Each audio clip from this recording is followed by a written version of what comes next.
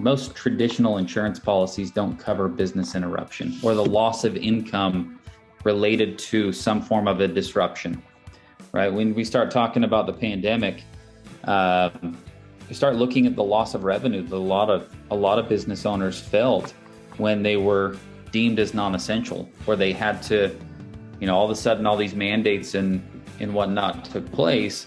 All of a sudden there were a lot fewer people coming in the doors and the revenue slowed down dramatically, or they had to pivot in order to make things work in that space. And it's, there's a lot of business owners that really took it extremely difficult. Hey, welcome back to the show. Thanks for being with us. The pandemic had shown us that we need to think about the unforeseen. No one can see around corners, but the unexpected in this business does happen. And as we can see, it can be devastating.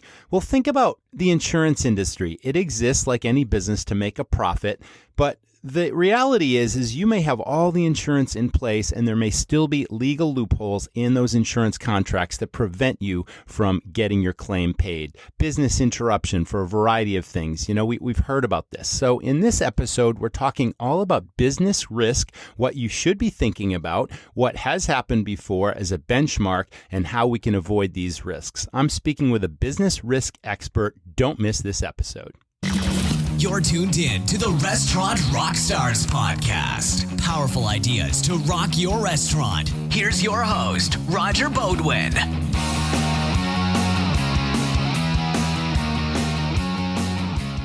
Restaurant owners and managers, listen, this is important. If you haven't heard of the Employer Retention Credit, your business can receive lots of money back from the IRS, money you've already paid in payroll taxes. Now, the ERC program, as it's known, is available if your operation had fewer than 500 employees, you had to shut down or partially suspend your business, or you had at least a 20% reduction in business due to COVID-19 in any quarter of 2020 and the first 3 quarters of 2021. Now, how much is the credit? Up to $7,000 back per employee per quarter for 2021 and up to $5,000 per employee in 2020. Listen, if you have 10 employees today and meet the requirements, you could receive up to $260,000 back in a refundable tax credit. Now, the faster you apply, the faster you get the cash. Think of it as found money that you can use for any purpose: payroll, cost of goods, business improvement, or other business expenses. Again, best of all, you do not need to pay this money back. Now, Works is a company that will do all the heavy lifting for you and get your business back the money that's due. I'm speaking from experience here with Works. I received a sizable amount back in all available quarters from my former restaurant, and I couldn't be more pleased with their service, their people, and their process. For a no-obligation consult, click the link for Works in the show notes to this episode. Don't miss out. Get your consult today. Get everything you need for your operation with Smithfield Culinary. Their extensive portfolio lets you serve up a wide variety of proteins to keep your patrons happy. Choose from Smokin' Fast, which lets you add barbecue to your menu without adding a pitmaster to your payroll. Or browse their margarita offerings, encompassing everything you need for pizza toppings, plus a variety of specialty Italian meats like capicola, prosciutto, and salami. Finally, serve what you love with Smithfield, which includes everything from bacon to hot dogs to deli meats and so much more. For the products and solutions to keep your operation running strong, visit smithfieldculinary.com. Welcome back, everyone. This is the Restaurant Rockstars Podcast. With me today, Mr. Clay Ogden. He is the National Business Development Manager for Strategic Risk Alternatives. He is a risk management expert.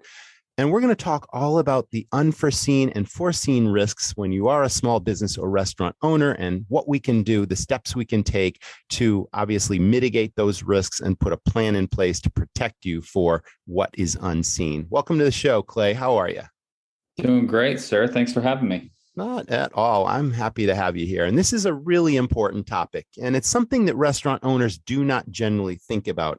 Everyone needs insurance in their business, of course, and mostly those are casualty losses and fires and floods and, that sort of thing. And business interruption is a traditional thing in a restaurant in case your inventory goes bad because the freezer breaks down, whatever it is. But there are a lot of risks that restaurant owners aren't thinking about. We're going to cover all that today. But before we do, You're a passionate golfer. Let's talk about that. I always like to ask my guests, what are the passions? What do you do in life when you're not working, when you're not raising a family and hanging out with your kids? And, you play golf, you're a former professional golfer. Tell us what that was like for you and what you've done. Oh, I started playing golf when I was 4 or 5 years old. My dad would go to the golf course and I would tag along with him, and kind of just fell in love with practicing and the game itself. And so I started playing at a young age, played a lot of junior golf around the country, and played high school golf, college golf, played at BYU for 4 years. And then when I graduated, I turned professional and tried it for 8 or 9 years. So it was a ton of fun. I'm sure you still follow the pro tour, and you probably have your favorite golfers and all that sort of thing, right? Yeah, I do, for sure. Fantastic. And the Masters is something that's just huge. And even if you're not a golfer, it's so compelling to watch. And there's just so much history to Augusta National. And just the history of the game has always fascinated me. I've played as well, but I don't play as much now as I used to. And maybe I'll get back into it. Maybe you're my motivator to get back into golf. Yes, I actually have been lucky to be to Augusta once, and it was incredible. Oh, that must be like the shrine, right? Like, oh my goodness, like just taking in the scene and the ambiance and the history. And I can only imagine what that's like. That's incredible. Are you a Tiger fan? I'm not a personal Tiger fan. What he's done for the game of golf is unbelievable. It's kind of hard to put into words what he's done for the game. Yeah. Not a huge fan in the sense of, him as an individual, but what he's done for golf is pretty insane. Yeah, I remember my favorites were Arnie. Obviously, back in the day, Arnie was not only an incredible golfer, but also a business person, an entrepreneur, an innovator in the sport, and that sort of thing. And obviously, I like Nicholas. I mean, that dates me, of course, and Greg Norman and all those things. But those were some of my heroes when I was playing golf back in the day. I'm right there with you. I grew up a huge Greg Norman Shark fan. And Davis Love III, Rory. I've met him a handful of times. He's a really, really good guy. Actually reminds me a lot of Arnold. But yeah, there's a lot of good that goes on in the game of golf, and it's a great networking tool for sure. Yeah, definitely. In terms of business, I think that's almost a given and expected. It's like a lot of business deals happen on the golf course, and for sure. Perhaps you obviously do the same in getting business.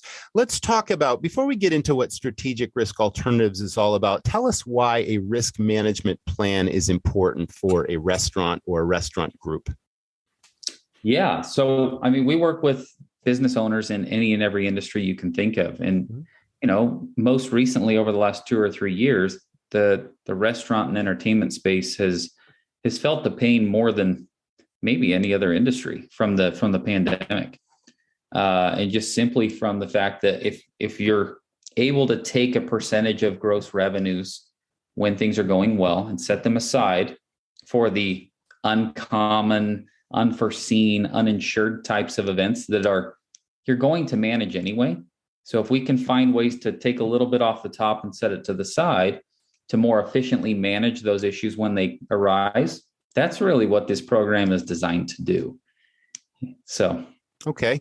What types of risk should, a business owner be thinking about? And obviously the pandemic is a prime example. I want to talk about some of the things you saw during the pandemic that really affected business owners and operators and that sort of thing. But besides the pandemic, obviously no one could have ever predicted that. It totally, sideswiped this industry as well as many others. But other than a pandemic, what are typical risks that most business owners just aren't thinking about besides the standard fire, flood, that sort of thing, loss of business stuff? Yeah, everybody's kind of familiar with the standard traditional business risks, right? That they have to have. We help with the things that are maybe a little bit less of a thought, but are very blaring issues. Things like brand and reputation. Everyone's brand and reputation is their business, and it just ultimately falls to the business owner to make sure that they're covering those potential losses. In today's world with social media, it's a big deal. Yeah. brand and reputation can go sideways in a hurry.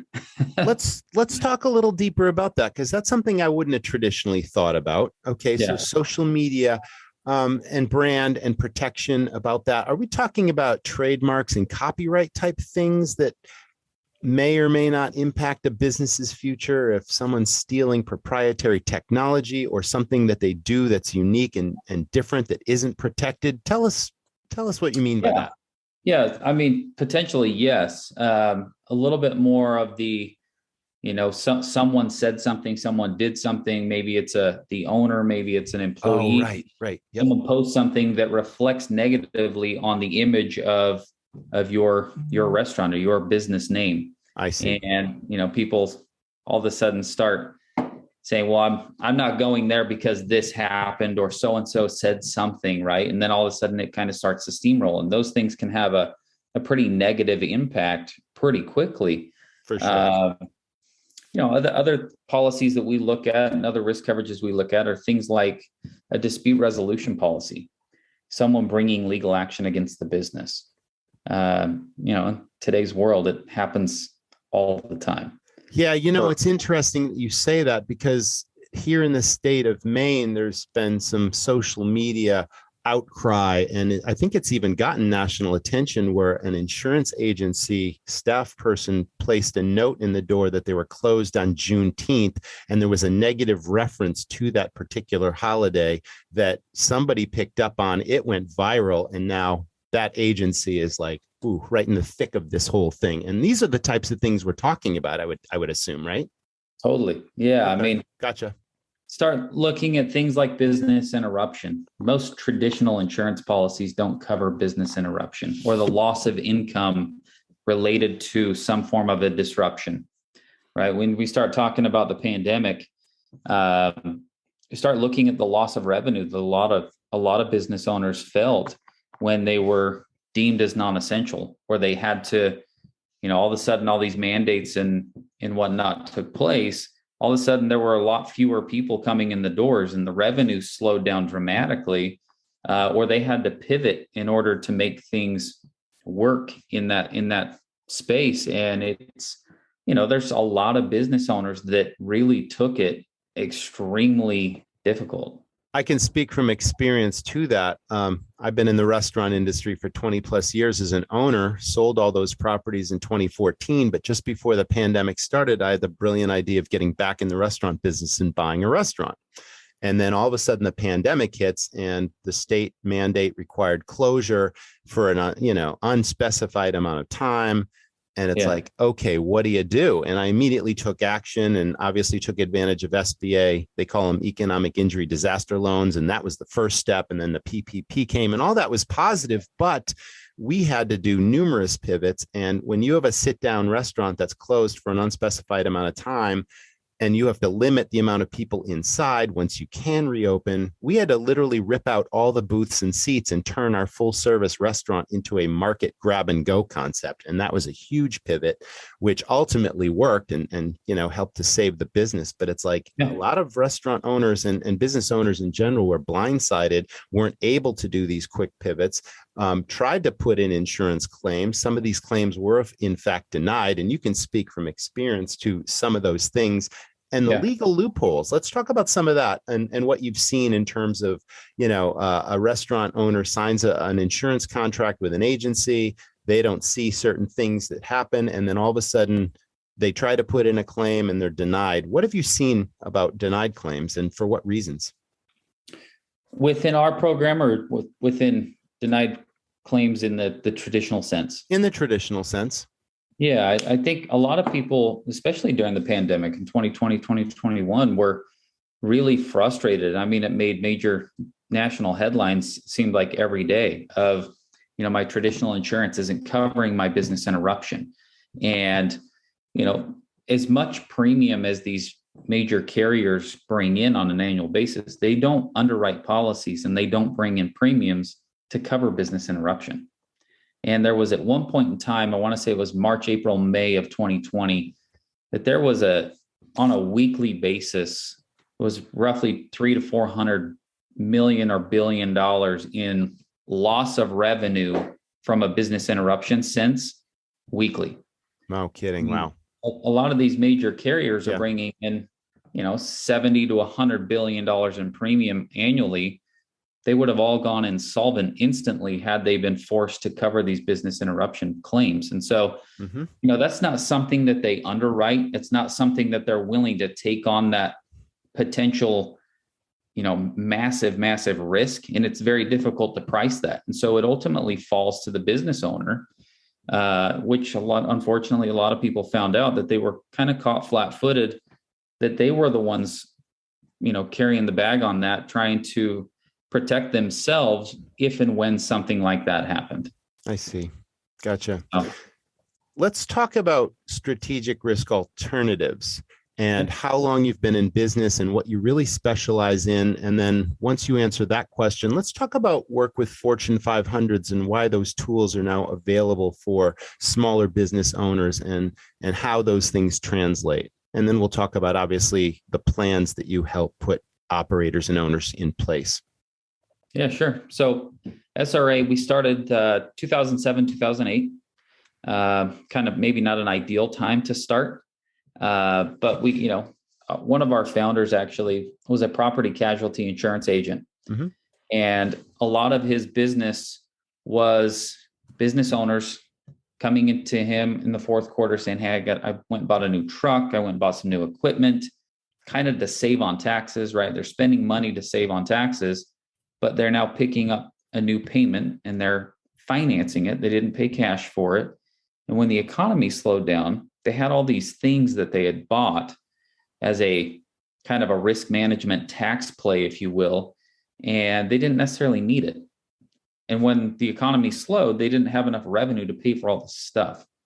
And so the people that had cash flow or excess reserves set aside were showing up to the auction buying their buddy's stuff for 50 cents on the dollar. This is a piece of the tax code that's been around since 1986. It is specifically designed to allow a business owner to take excess profits, excess revenues, set it aside for these very uncommon, uninsured types of risk.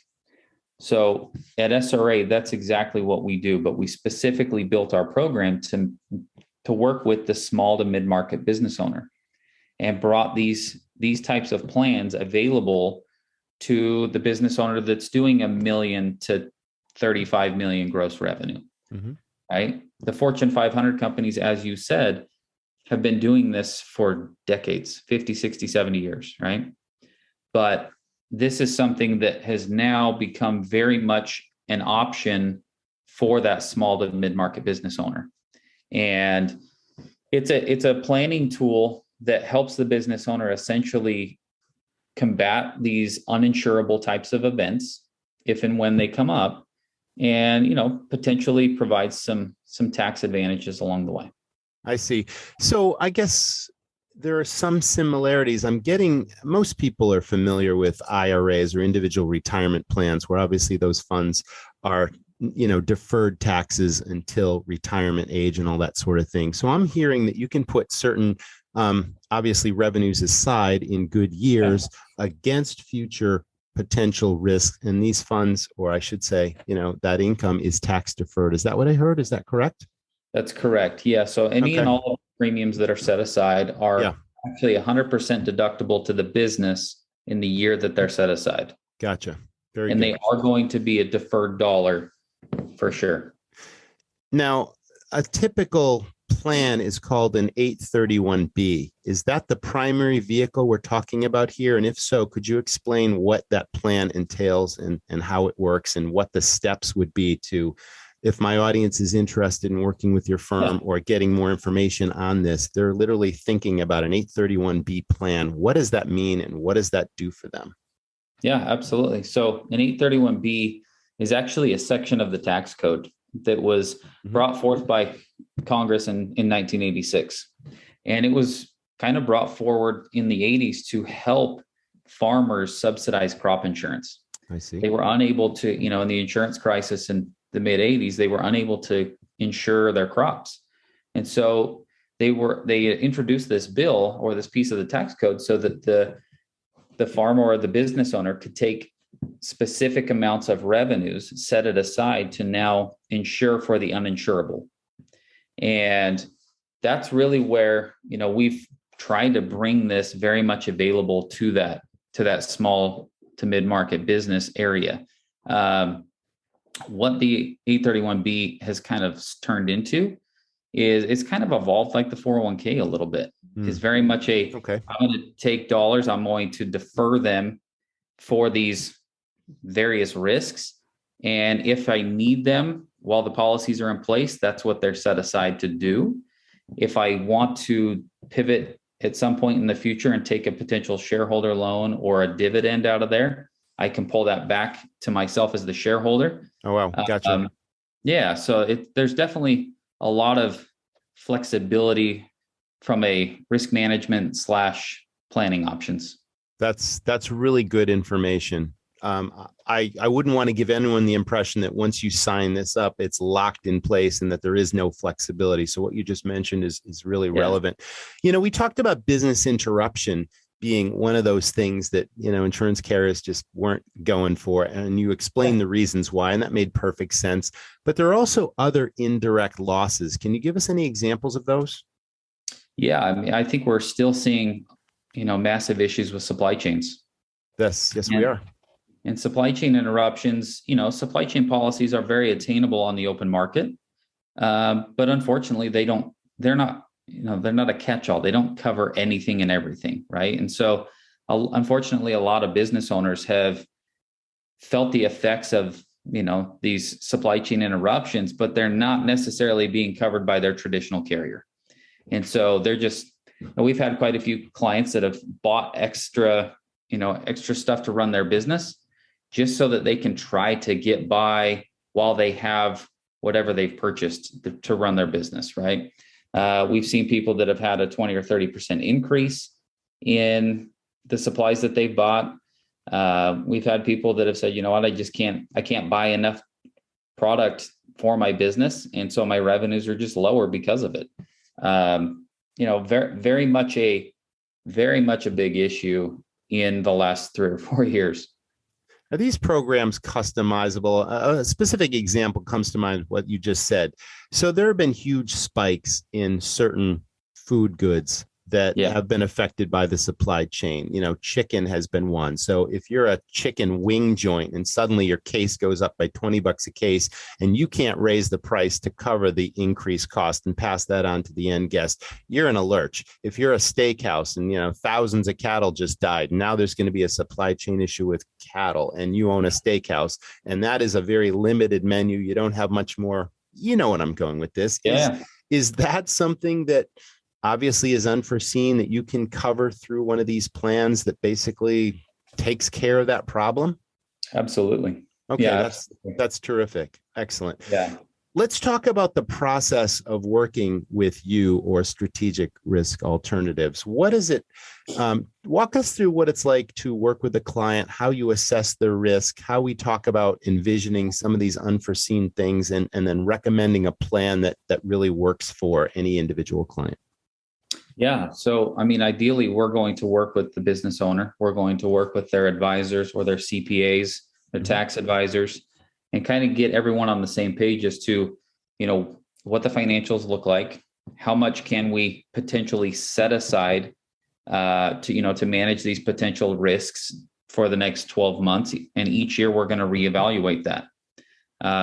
As far as determining the risks, we're going to work again with the client and those advisors to really pinpoint what issues they have inside of their business, what keeps them up at night, what things are they technically self-insuring right now that they've never even thought about. And a lot of the times the business owner just says, well, that's just part of doing business. Well, it is part of doing business, but if there's a way to more efficiently cover these potential things that are just part of business, and we can become a little bit more efficient from a revenue standpoint or from a number standpoint within the business, it can make all the difference. And being able to set those dollars aside and pull them back when in a time of need into the business for a potential, issue with maybe a political risk event. But we got government bodies deciding who's essential and non-essential, or maybe there's statute or something that changes and it drastically impacts your business, that's something that's completely outside of your control, but nonetheless, you're going to feel the effects of it. Yes. Okay. Let's talk about other risks or obligations to suppliers and vendors. Because at any given time, based on the size of a restaurant operation, you can owe anywhere from $5,000 to $50,000 and even more just in product that you take in on terms. There are gift card obligations to your guests. There are, other supplier obligations that you pay in advance or contracts that you sign. And all these things can come back to haunt you when something unforeseen happens. And now you're on the hook for could be potentially hundreds of thousands of dollars based on your organization. All of these things can be covered under one of those plans as well. They all fit within the parameters of an 831B. Potentially. I mean, those are kind of, we'll have to talk through some of those scenarios. Maybe there might be something that may not be covered. Okay. But we do try to make sure that we write all of our risk coverages very, very broad, so that if it's outside of the scope of traditional insurance, we're hopeful that this will be a really good plug and play for any client or any business owner.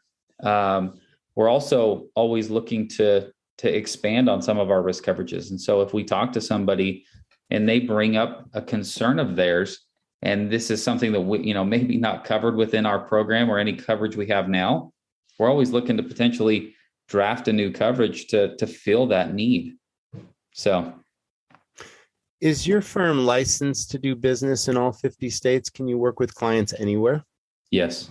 Okay. And I think you mentioned sort of a threshold of businesses that can sort of benefit from the same tools that the Fortune 500 is using. Is there a minimum business size that is sort of the cutoff where it doesn't make sense to look into these plans based on fees, based on, based on the risks involved? What would that be? Absolutely. I would tell any business owner, if you're able to set aside $75,000 or more a year in profits and revenues, yes, this is going to make sense. It's something to look at. The more you set aside, the more you put into an 831B, the better it looks, the better it works. But I would say the minimum would be roughly 75 grand and up. Anyone that's doing that amount or less, honestly, it might not make sense for them. All right. So, do you see similarities between different industries? Obviously, you mentioned you work with a variety of business types, and restaurants are no stranger to your firm, I'm sure. But is it that specialized or that different from any other business, or is the same basic guidelines apply and you just take a closer look at this particular restaurant business and then you can assess those risks based on prior experience and that sort of thing? How would you answer that? Yeah, I would say they're all, across industries is very similar. There's lots of risks that every business owner has, that they're self-insuring. And so I wouldn't say it's a industry specific thing where there's more need or less need. It's very easy to find risks that are being carried on the balance sheet of the business with after-tax dollars. And if we can set aside those funds and now use those pre-tax monies to manage those very same risks, it just makes sense. Restaurants have been hit hard the last few years, which means restaurant owners and staff are working harder than ever. Trying to meet the demands of in-person hospitality can be really demanding, which is why I recommend Pot Menu Answering. Pot Menu Answering turns every phone call into an opportunity. It uses artificial intelligence to answer the simple questions that are tying up your phone lines, like, can I make a reservation? Or, where are you located? And over 50% of restaurant guests are happy to have their questions answered by an automated system. Within the Pot Menu platform, you can customize answers for your restaurant and choose the voice your guests hear, and even send follow-up links via text message. Pot Menu Answering picks up your phone 24/7, 365 days a year, allowing you and your team to focus on what matters most, pleasing your guests. Prevent lost customers and impress your guests with Pot Menu Answering. And for a limited time, my listeners can get $100 off their first month plus Plus, lock in one unchanging monthly rate at popmenu.com/rockstars. Go now to get $100 off your first month and learn more about Popmenu's full collection of tools at popmenu.com/rockstars. Rock on. Listen, I'm all about marketing, but believe me, very few marketing ideas today are fully trackable, where you know exactly where the business is coming from, and you also know that it's generating a positive return on your investment. Now, I no longer own restaurants, but if I did, this idea would be at the very top of my marketing plan. It's all about birthdays. Everyone has a birthday, and they are a huge, let me repeat that, huge source of business in your restaurant. Why wouldn't you want to focus in on reaching everyone with a birthday in your area? Well, you can with the Birthday Club from Fan Connect. Best part is they do everything for you. You get a turnkey marketing system that sends birthday cards in advance, inviting people to celebrate at your restaurant from your area code, plus a sign-up strategy for your existing customers. New business, repeat business, higher check averages, and a massive customer database. You can get all this with the Birthday Club. Check it out and sign up now at getfanconnect.com/birthday rockstar. Besides yourself, is there a team of people that are then dedicated to a new client where that is your go-to person into the future? Once you work with that person, you get the plan in place, they answer your questions, they literally work with you as risks change, as time goes on, all that sort of thing? Yeah. Well, our team is always growing.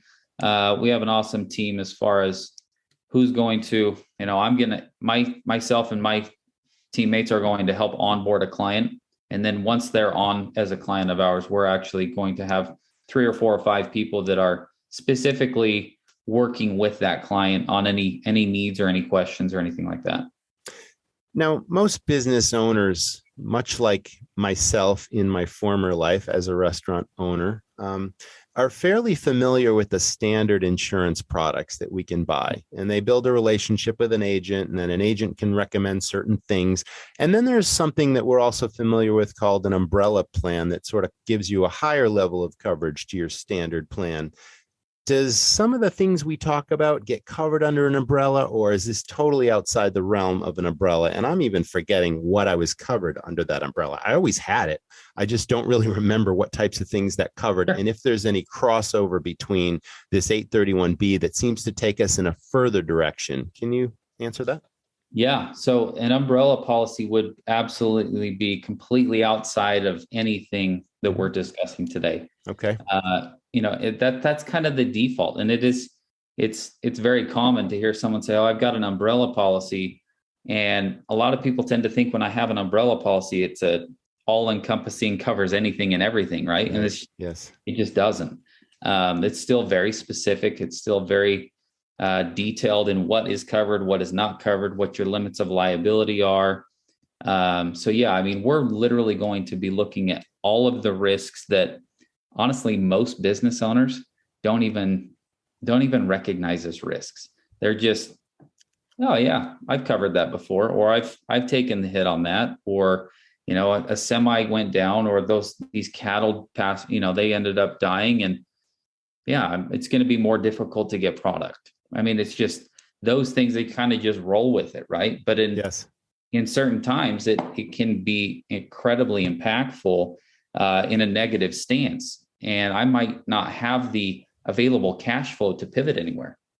And so for those particular business owners that have a vehicle like this, they have the option to, okay, I might need to file a claim. I might need to pull some funds back into my business for this said event that took place. And it can make things feel like a little bump in the road rather than feeling like you just ran into the wall.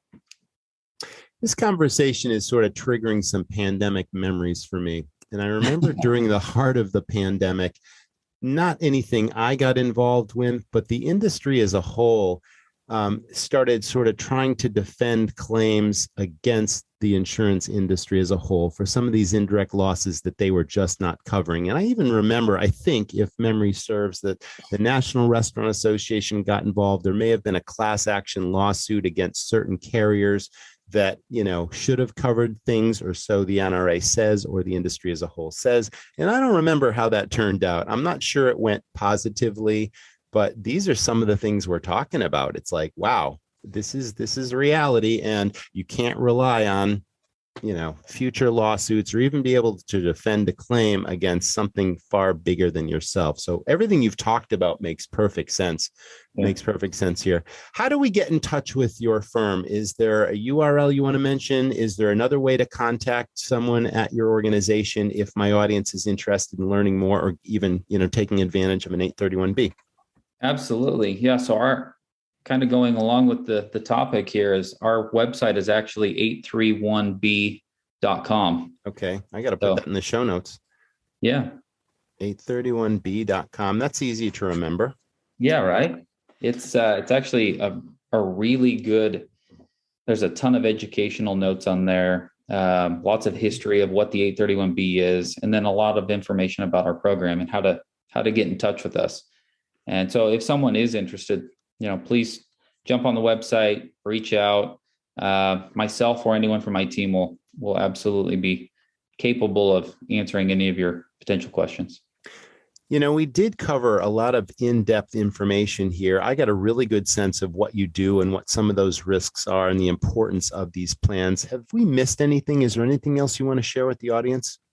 I mean, there's a whole lot of into the weeds stuff that we can go into, and different things that can potentially be covered.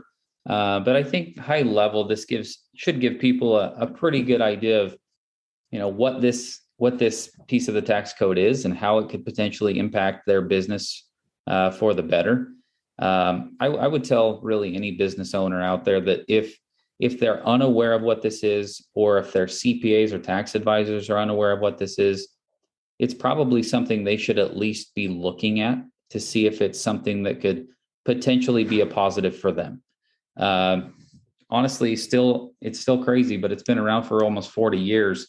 And I would say maybe 6 out of 10 CPAs and tax advisors know what this is. Right. This is true. Yeah, it's not new, but it is new to a lot of people. And as you said, those Fortune 500 companies and large enterprises have been utilizing these tools for a long time. And it's really starting to become a normal business practice in the small to mid-market business space. Yeah, I mean, the restaurant business is, one of 1,000 details, and this is not something that is on an owner-operator's radar. It just isn't. However, when it's too late, it's too late. And Absolutely. A risk mitigation strategy, I believe, is highly important. So I think this is a really relevant episode, and I certainly appreciate you, Clay, for coming on and telling us all about it. Absolutely. Yeah, thanks for having me. Guys, something you said right there is perfect. Business owners they're so involved in the day-to-day, and they're excellent at running their businesses. But when these things come up, and if they haven't been thought of ahead of time, it is too late. Well, thanks so much for sharing your expertise and all that information. I think it was an eye-opener. And like I said, during these uncertain, crazy times, highly relevant topic. For sure. Thanks for having me. Thank you. That was the Restaurant Rockstars podcast. Thank you so much for our audience for tuning in once again. And we can't wait to see you in the next episode. Thank you so much, Clay, for sharing all your knowledge and insights and expertise into business risk. It's something that we all need to think about. You can't just go about your everyday business, because things can and will happen. So it's obviously best to put a system in place and have a strategy before anything goes sideways. Thank you also to the sponsors of this week's episode: Smithfield Culinary, Pop Menu, Works, and The Birthday Club. Can't thank you all enough for being here. Can't wait to see you next time, so don't miss our next episode. Thanks for listening to the Restaurant Rockstars Podcast. For lots of great resources, head over to restaurantrockstars.com. See you next time.